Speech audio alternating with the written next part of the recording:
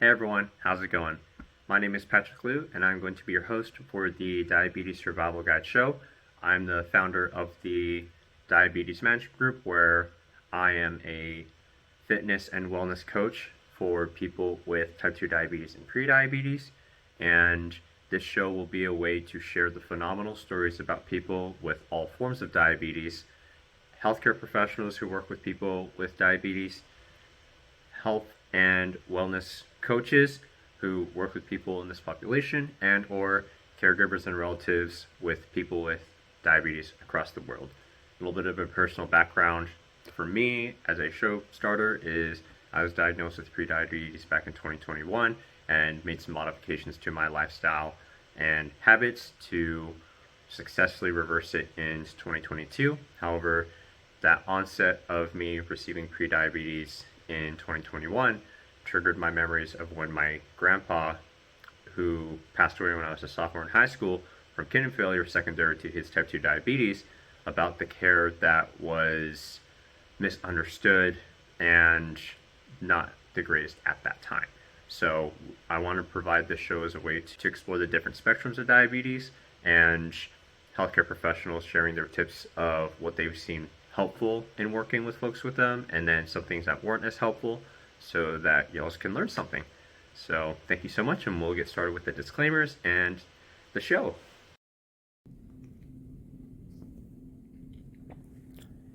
Disclaimers.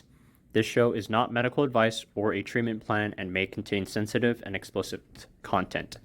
It is intended for general education and demonstration purposes only. This content should not be used to self-diagnose or self-treat any health, medical, or physical conditions. Don't use this show to avoid going to your own healthcare professional or to replace the advice they give you. Consult with your healthcare provider before attempting anything you learned in this show. You agreed to identify and hold harmless the creators of this material for any and all losses, injury, or damages resulting from any and all claims that arise from your use or misuse of this show material. The creators and guests of this show make no representations about the accuracy or suitability of this content. Use these materials at your sole risk. Views and opinions are individual to the creators and guests of this show and do not represent any other opinions or entities and are not intended to offend anybody. We hope you enjoy the show. Hello, everyone. Welcome back to the Diabetes Survival Guide. I'm your host, Patrick Liu, founder of the Diabetes Management Group. I'm a student physical therapist and currently working on my precision nutrition coaching certification. And I am joined by a super awesome, super lovely, super handsome guest, Tyler Axelson.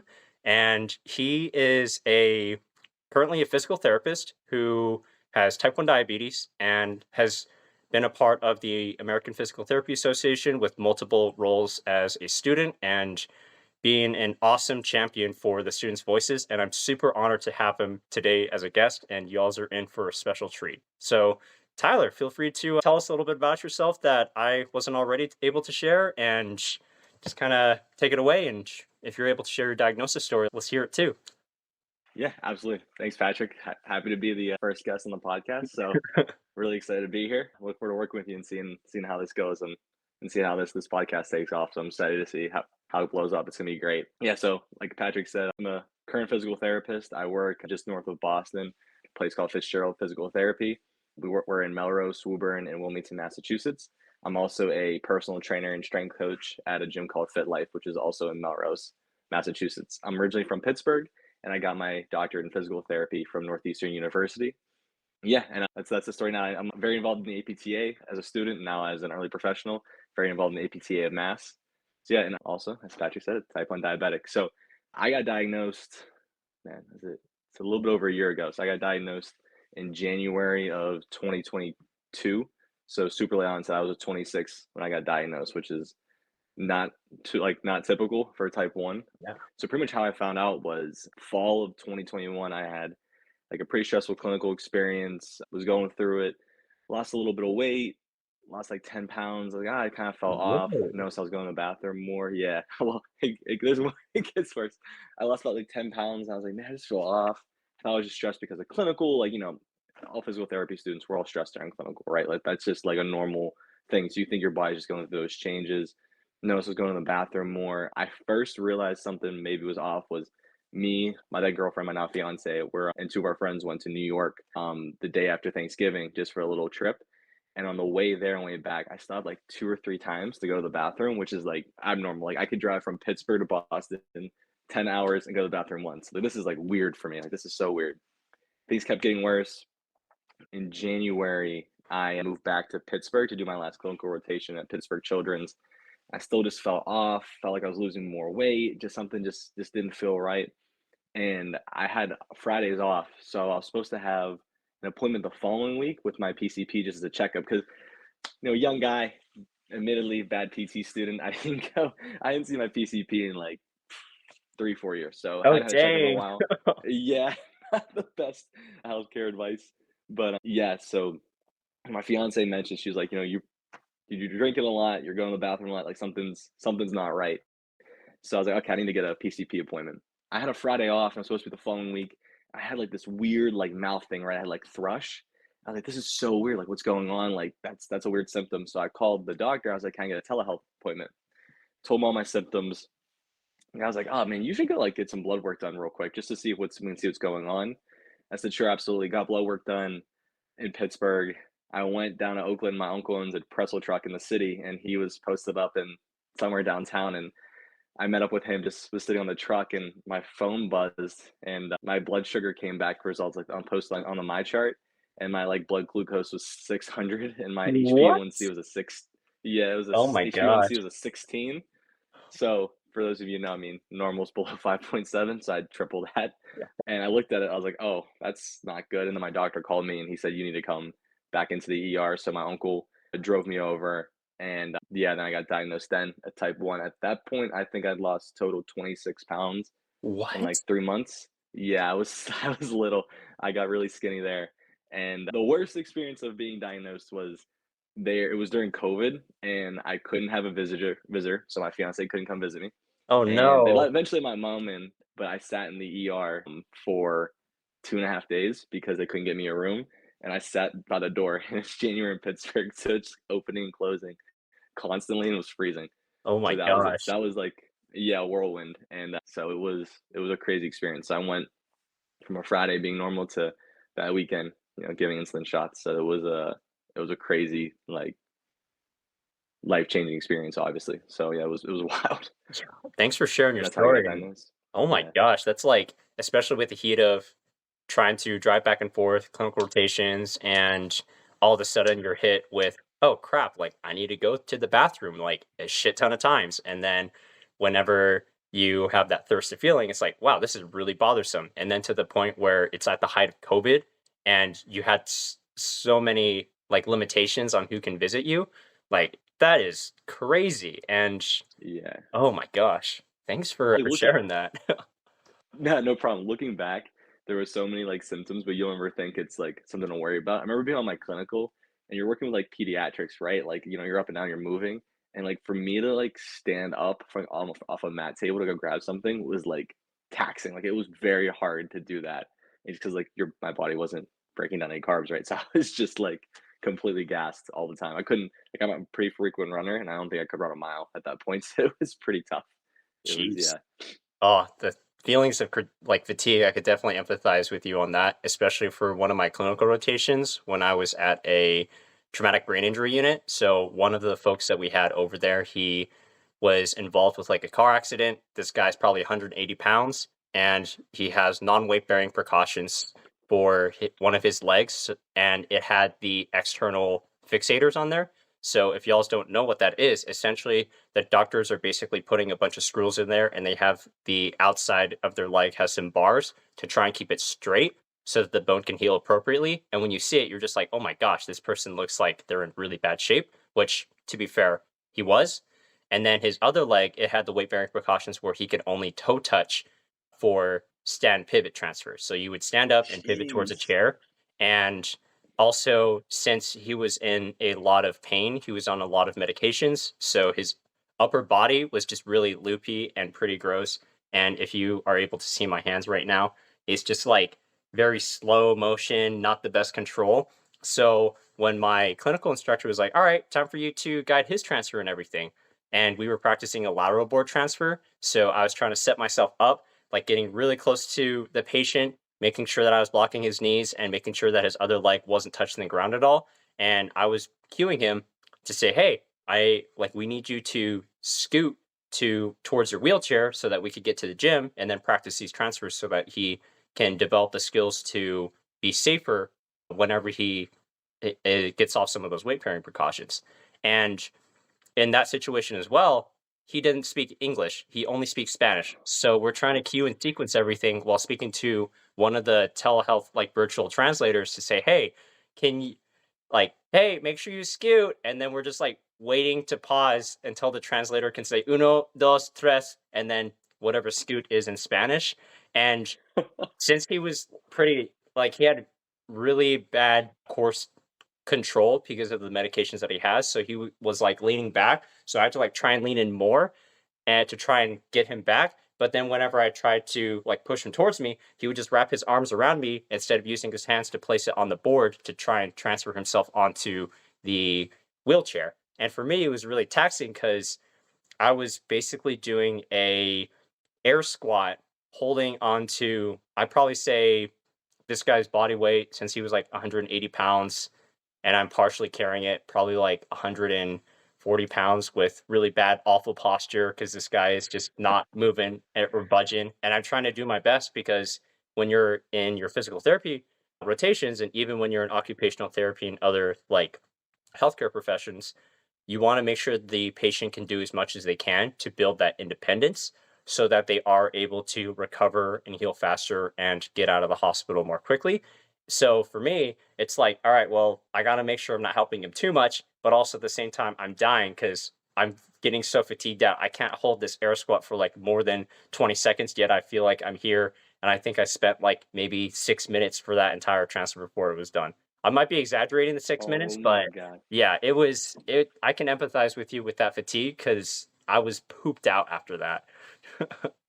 That is like crazy. That is I can't imagine my experience, but yeah, I had a clinical also in inpatient rehab, and it was just it's a lot. Like you're you are manually lifting people constantly, and if you're already fatigued, that is just not a good mix. Yeah. That's tough. And then the cramping with it too, like I could literally feel my mid back just cramp up. I'm like, this is not good. I gotta abort for a quick second. So I was like, all right, let's hold on to the patient, stand up, make sure I loosen up my body, and then let's get back into position to move him. My CI Plus the was like cramp. giving me super weird looks like, what the heck? Like this guy looks fit. Like he shouldn't have any difficulties with this guy. But I'm like, I promise this is just my fatigue that I get a ton of. So Was that yeah. was that like a diabetic thing? Was like when you didn't know you had diabetes? Was that just that's just something you have like is that just Yeah. So for the me, fatigue, the fatigue? Yeah, so for me, I'm like self-proclaimed on the spectrum for Ehlers-Danlos syndrome. So for those who don't know what that is, that's a connective tissue disorder, and for mine, it's more of the hypermobility. So my thumbs and wrist joints, that's all very hypermobile. My shoulder tends to be hypermobile at times whenever I do some pull-ups. Sometimes I feel that it subluxes. So for those who don't know what subluxations is, it's like your bone moving out of the joint and then being put back into the joint. So I've had difficulties with that like since childhood and everything, and I kind of attributed my chronic fatigue towards those. But then for my story, and y'all can learn more about my story in the first episode, I also had like the symptoms that Tyler talked about with dang, like I feel really thirsty. I should drink a lot more water and everything. And then the whole going to the bathroom multiple times and having that frequent urge to like pee and everything, like it was just really difficult and tough. Like it would be peeing 5 times within an hour, which is just awful, you know. Yeah, Tyler gets it. And for Yeah, those who I've been there. who are listening, you probably get it as well and you can empathize with it. But yeah, like the chronic fatigue stuff, I've always had it like in my life, but when I was diagnosed with prediabetes 2021, so 2 years ago, like I kind of feel like it might be a combination of both having the diabetes, but also having like Ehlers-Danlos syndrome for the chronic fatigue stuff, or something like that. Like one or the other. But I know I can empathize with y'all's on this. It's tough. It sucks. It's not fun. It's not fun. Oh Not yeah. fun at all. All right. So, Tyler, with that being said, could you tell us like what your best D card story is, if you know what D card means? Yeah, yeah. So, would you explain what the D card is so everyone knows, or like, do you Yeah, know yeah, is of that course. So I'll explain the D card because I assume Tyler probably hasn't heard of what the D card is. So the D card means you're pulling your diabetic card. So whenever you start feeling like some pretty rough symptoms of like diabetes and you're like, crap, like I need to pull this D card to like get out of the line, or if you like are struggling at a like an emergency situation and you go to the gas station, and some people have used the hey, I'm a diabetic card and I'm having a hypoglycemic episode where you're having low blood sugars, and if you don't get sugar within the next few moments and stuff, like it could literally mean life or death. So they could utilize it like that. Or sometimes when they're just having a really tough day, very hangry, or any sorts of situation, they could literally just pull the D card to try and help improve their situation with it. So it's like you could use it with responsibility, but since a lot of people with diabetes go through so much crap, like don't be afraid to use a D card like whenever you're having a tough time and need a little bit of a pick me up. flash that thing and flash? I think I, I don't have the best story. I have definitely gotten my food at a restaurant like brought out quicker, being like, yeah, I'm a diabetic. I need to eat soon, just to like speed up the process or like get Ooh. a table a little bit quicker. You know, like I really need to eat here. I need to get it over. The one time though, I don't know if this is maybe playing the D card, but so my friends, I have a great friend group from PT school. We celebrated my diabetes anniversary with a 17-mile run. Me and my buddy did the full What? 17 together. Yeah, and then a couple of people joined in for about like 3 to 5 miles, and then everyone else we all met up and got food after. So the people didn't, everyone who ran or didn't run, we all met up and celebrated the diabetes anniversary together. And our waitress at the restaurant, they're like, "What do you guys do?" There's like a huge party. I'm like, "Oh, we're celebrating my diabetes anniversary." And I think her brother or someone else did, but the service was really slow that day. And I know we got a bunch of drinks comped. So I don't know if that was from the slow service or diabetes or a combination. But if you can get free drinks from anything, then you take it. You take it, especially in Boston. So the drinks aren't cheap. So you gotta roll with it. Pulling the cards, making the plays. Just flash it. Yeah, anytime. Anytime you can. Just anytime to get a snack, you know? No, that's great. Oh man. It's like you've used the you pulled the D card without knowing what the D card was, which is hilarious. And especially since you were recently diagnosed like a year ago, which is crazy.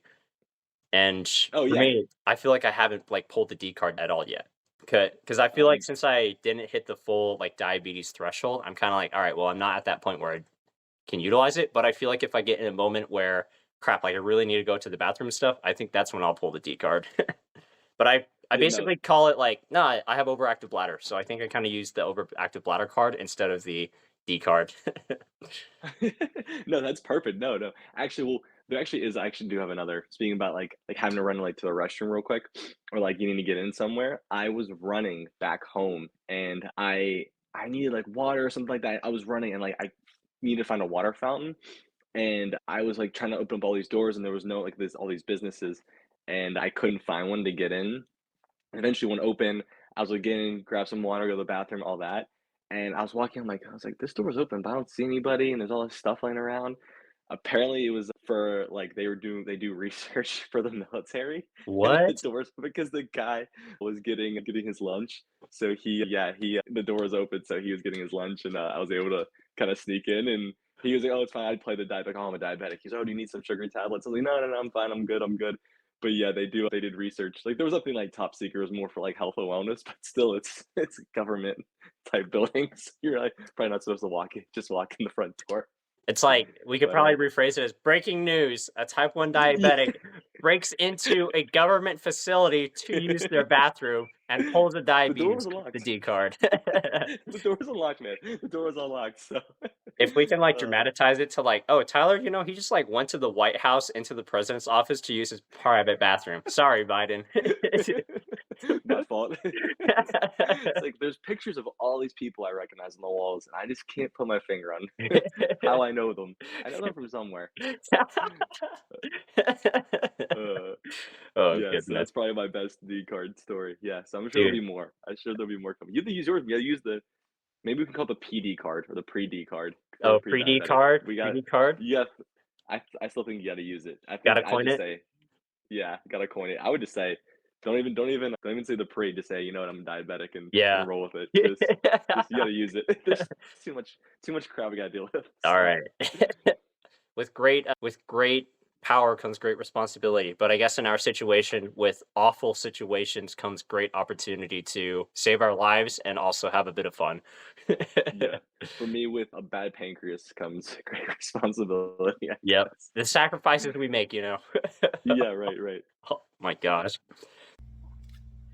Hey everyone, thank you so much for tuning into this podcast. And before we continue with the rest of this show, I wanted to let y'all know, please feel free to give this podcast a 5-star rating if you like it, share it with other folks that you think it'd be beneficial for. And if you haven't already, feel free to subscribe and follow to the Diabetes Management Group for awesome tips to manage your type 2 diabetes or prediabetes. And let's get back to the show. So I guess pivoting now, what would you say has been your hardest moments with your diagnosis and like since having it? And what did you learn from it?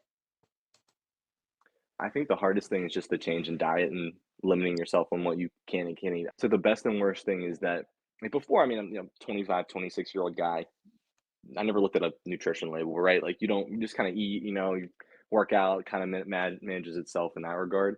So I never really had to look at a label or worry about what I was eating or grabbing. I was just, on the go. PT school, you're just constantly moving.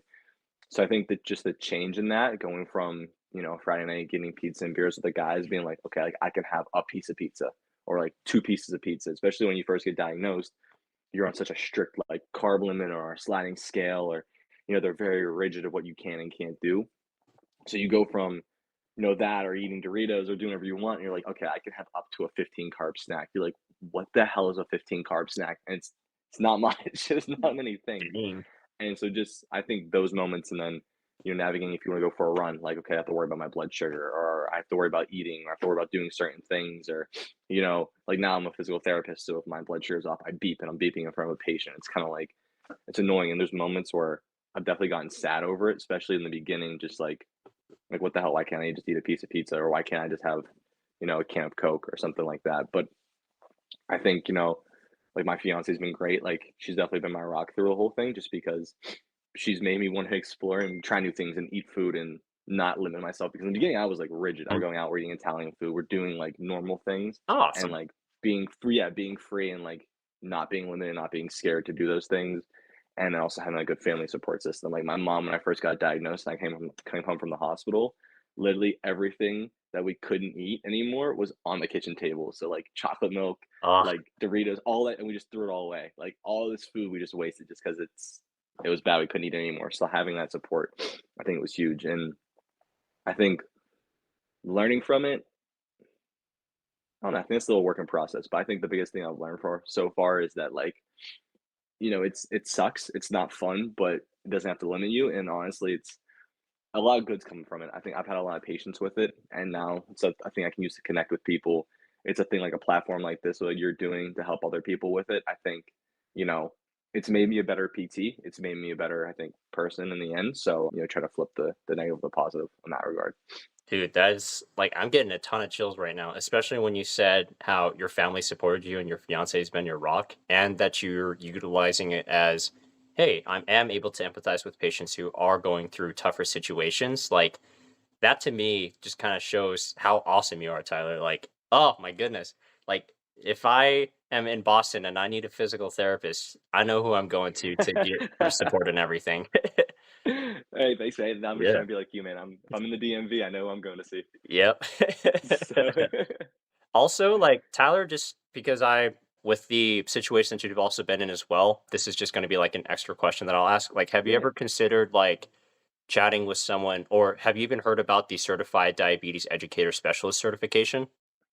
Yeah, so I go to Jocelyn's, which is like a strictly diabetes hospital here in Boston. Mhm. And I've met with people there, and I actually met with I had a diabetes educator also in Pittsburgh. So just meeting with them, like I've met with them before and like got information. That's something that's definitely on my list of things I want to accomplish one day is becoming a certified diabetic educator because I think and I encourage people because like as a physical therapist, we fall under that umbrella where we can have that certification, right? So I encourage like anyone who's a diabetic who's also unhealthy to go get it because no one knows what this is like better than we do, right? Like Hmm. we can be told, like if you've said before, I'm sure like you have to stick to this strictly carb meal, but that's not realistic. Like these aren't realistic things that we're given sometimes. So I think being someone who is a diabetic and be able to empathize and like not understand what it's like to go through that, I think is important. I mean, even other things like like running races or exercising, like being able to share that experience of what that's like is I think would be so beneficial for people. So that's something I'm interested in. Hopefully, I get in the near future in the next couple of years. But yeah, absolutely. Yeah, awesome. Thanks for sharing too. And also on my list to get once I graduate and get into the field. And there's actually this awesome dietitian who has a certified strength and conditioning specialist as well. And he has type 1 diabetes. His name's Ben Zeal. And he actually has some awesome content for if someone is going out to a restaurant and wants to try out whatever's on the menu. And it could be like a huge loaded dessert plate with French toast and like a thing of ice cream with powdered sugar and stuff. Like he actually shows him eating it and how he doses his insulin to appropriately like still enjoy those experiences with the foods that some people will say, oh, you can't eat that at all. Instead, he's like, no, you can. You just got to be smart about your dosages, what you do afterwards, and how you go about it. And another person too that I really admire is Rob Howe, and he's the founder of the Diabetics Doing Things podcast. And he actually filmed a segment where he and his spouse went to a carnival and he was tracking his continuous glucose monitor to see what he's eating, like a funnel cake with a bunch of like powdered sugar, sweets, and all those other things, and him eating it. But since he was walking throughout the fair and checking his monitor and having like extra units of insulin just in case if something does go haywire, he has that ready to go. So I feel like if any of y'all's do have like type 1 diabetes and you're just like, crap, I can't eat anything anymore, I'm like, well, let's challenge that belief because there's some folks out there who do have type 1 diabetes who's changing the perspective on that. And with Ben Zeal, since he's a registered dietitian and he also has a CSCS, like, and has like a cool like program to work with people with type 1 diabetes because he also has this certified diabetes education specialist or the CDCES. Like he's definitely a person if y'all want to give them a follow. Shameless plug. I'm not sponsored by them or anything, but I just love their work and thought I'd share this in this podcast in case if people are interested. And even for you, Tyler, since you were recently diagnosed, I figured checking them out too would be great because they I can empathize with your situation as well. And if you have like, oh crap, like I really want more information on these things, they're very supportive of the diabetic community. So yeah. Yeah, that's awesome. I didn't know. You've told me about the podcast, but I never heard of the first gentleman you talked about. No, that's awesome to track that. That's sick to like eat something, then show how to do it because that's the thing. Like you can do this stuff. Like Yeah. someone told me like in the beginning, like, oh, you'd never be able to run a marathon. Like you know, it's like you can do this stuff. Like you can. There's just a different way to do it. You take 3 extra steps maybe, but you can. Like don't just say you can't do it. Like that's silly. So thankful for the internet for things like this to connect us and be like, oh, okay, no, this is how we can do that. This is how we can go about it. So that's awesome.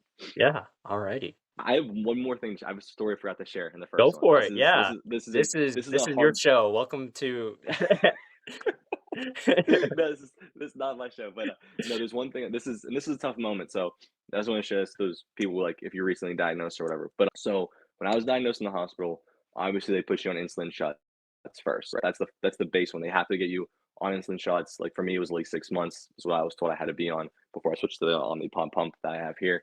Just so you learn that, just so you know if this breaks, you know how to give yourself shots. I was in the ER and they did not show me in the hospital for 2 days. They did not show me how to do the injection on myself. They showed me on a dummy, like not actually on me. They what? had me do it on a fake thing. So imagine that. I don't mind shots, but I don't like them. I don't know anyone who signs up and like give me more shots. Oh Like my. that's not a thing, right? Yeah, So I'm exactly. home and they are supposed to give me a needle that's like that big, right? The smallest one. Yeah. They missed up and they gave me ones that are that big. What? So I'm opening up, yeah, and I have this freaking thing in my hand.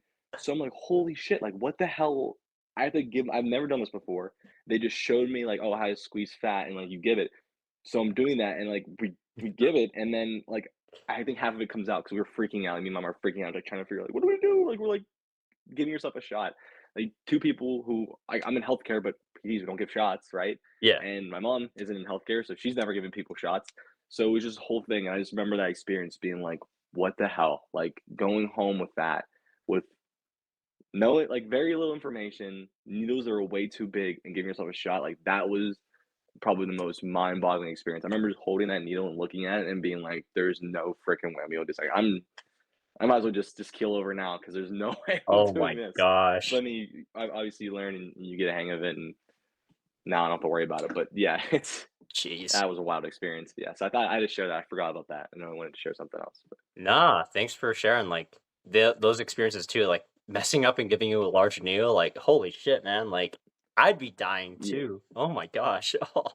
so if you're recently diagnosed, and those first couple of moments when you're holding that pen and you have to give yourself a shot, and then we've all been there. We've all if you can just go in and do it and not flinch, good for you. But I think hopefully I think I speak for a lot of people. Yeah.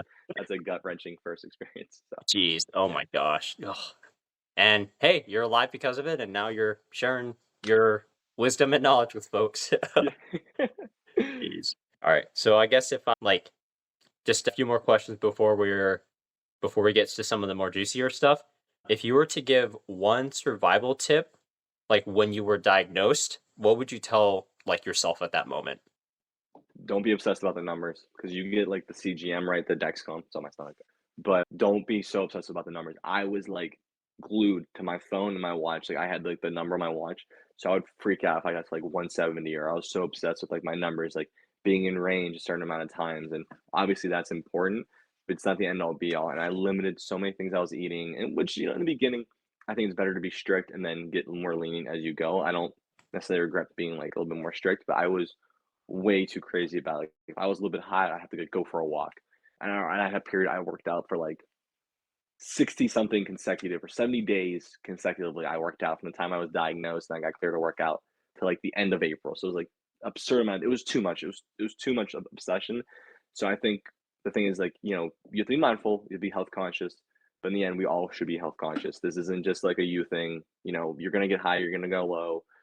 Just learn how to manage it and make sure you keep the numbers good, but those things happen. Like, you can't be perfect. So I think that would be the one thing I'd I'd go back and tell Pass, Tyler. newly diagnosed Tyler. Thanks for sharing. New Tyler eats Italian food, so he's Nice. That's what we're talking 180. about. Yeah. Alfredo sauce or marinara? I used to be an Alfredo guy, but now I'm marinara. What? Yeah, Whoa. I flipped, or tomato, I guess, is what I do now. But yeah, yep. So my fiance got me on the Italian food kicks, and I'm grubbing now. Yeah. So good. Oh my goodness.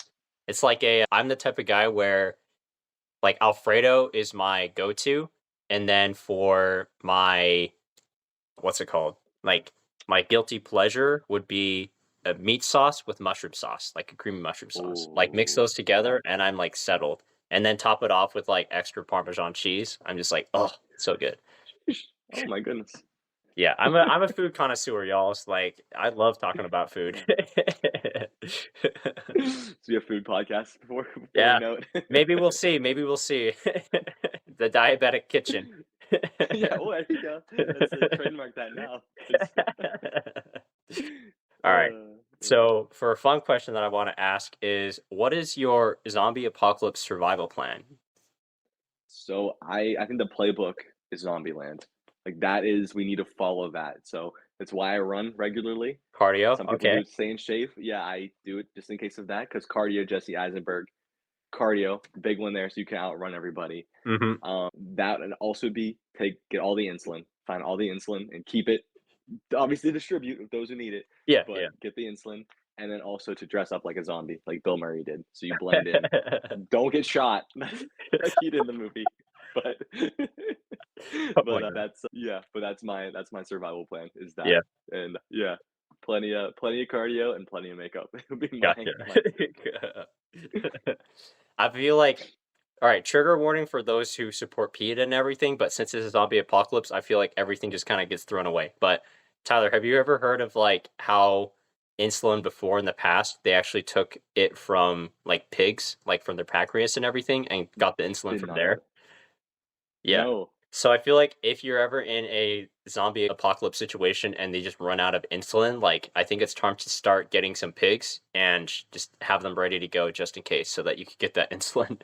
That's like worst case scenario, but just like a random fact that I'm reading up on how insulin was first synthesized and everything. And I think that was one of the ways that they did it before it became like artificial and stuff. So That is incredible. I did not know that. So yeah. now that's even a good thing if you're just like stranded on a farm, right? Like that's Yeah. good. That's good. That's good information to have.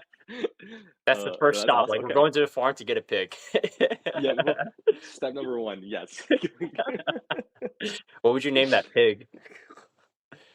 Oh man, that's a tough one. Glycemia? I don't know. Glycemia. I don't Glycemia? know. Glycemia. Glycy? I don't know. Glizzy? Glycy for short? Maybe just glizzy, just because hot Oh, dogs. Glizzy? Oh, that's such a good one. Glizzy. Glizzy. There you go. Glizzy. We got it. Glizzy the pig in the Glizzy the house. Alrighty. So thank you so much, Tyler, for joining us and sharing your story and experiences. I thought it was pretty awesome just hearing your stories, and it's always great getting to learn more about like people from all sorts of backgrounds and their situations and how we can inspire other folks that hey, we can do tough shit and we can overcome it all. So really appreciate you coming here. So how can our audience reach out to you? So in case if they're hearing in from the Massachusetts area and want to utilize your services in physical therapy or just like get to know you and maybe become one of your clients as a clients for your personal trainer cert and everything, how can they reach you? Yeah, so my Instagram is axe_pt. Follow me on there, shoot me a direct message. I don't have anything that much posted yet, but my social media content is growing, I promise. And yeah, so just follow me on there. Feel free to DM me. I'd love to connect. Also, any runners who are diabetics or type 1, I'd love to connect and pick each other's brains. I was training for a marathon, supposed to happen 3 weeks ago, had a little injury, Oof. planning for one in the fall, but I would love to pick people's brains and see how they train and see how they manage their insulin and manage their blood sugar. So would love that. Yeah, so connect with me. Appreciate it. Awesome. All right. Well, thanks again, Tyler, for joining us, and we'll see y'all in the next episode. So, see you later. Thanks for joining Thanks for the Diabetic Survival Guide. thanks for having me, Patrick. Love being part of it. Yeah, of course.